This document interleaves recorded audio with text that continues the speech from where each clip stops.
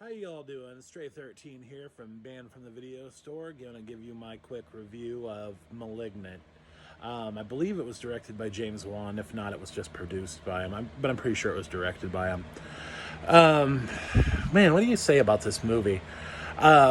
It started off kind of slow.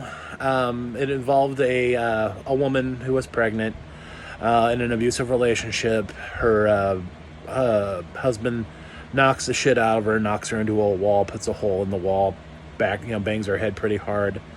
And you really can't talk about this movie without talking about a major fucking spoiler.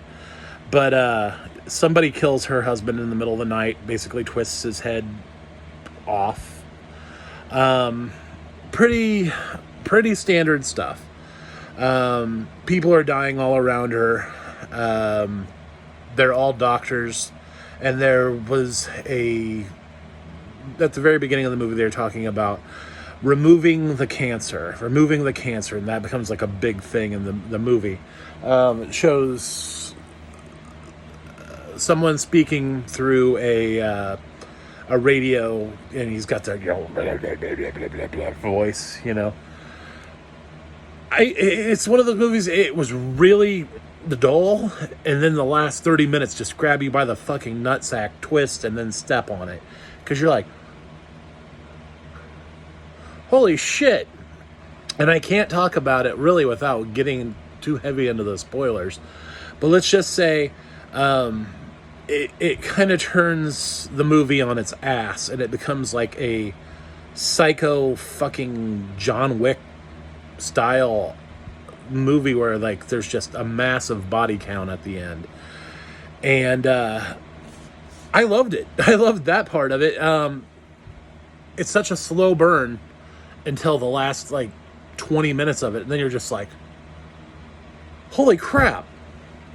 The female actress, the main character of the movie, she's clearly wearing a wig half the movie.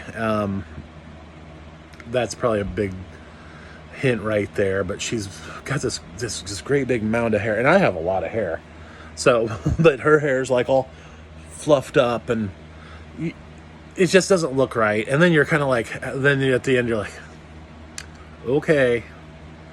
I'd like to see more of it. They hinted at a sequel. We'll see. I wouldn't say it's a horror classic by any means. It's well done. There's some really interesting stuff in it about like this Seattle being built on top of another city. I don't really think it has a whole lot to do with the plot, but they use that as a backdrop for a lot of it. And this, like the villain of the movie is pretty fucking cool. They definitely left it open for a sequel though. And without giving too much away for it, you can see it on, I think it's on HBO Max, and you can see it in the theater. I'm a little late on the review. I filmed a review for it, and I just didn't like the way it came out, so this is my second attempt at the review of it. It's hard to talk about this movie, and if you watch it, you'll understand where I'm coming from. It's definitely enjoyable. Definitely check it out, and let me know what you think about the twist at the end, because it's a pretty big twist. I wouldn't say it's as shocking as like Angela from Sleepaway Camp, but it's a pretty good twist. So follow me on Twitter.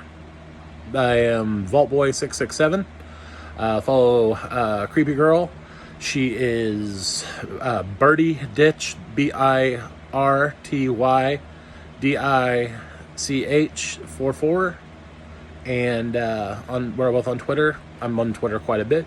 And subscribe and like it. I'm sorry this review isn't as in-depth as I'd like to do it, but I don't want to ruin a pretty decent horror movie for people. So, but definitely check it out. I would give it probably a 7.5 out of 10. If it wasn't for that ending, I think it would have been a 5. If the whole movie would have been like the ending, it would have been a 9. But let me know what you think about it. Have a great day, and embrace awesomeness.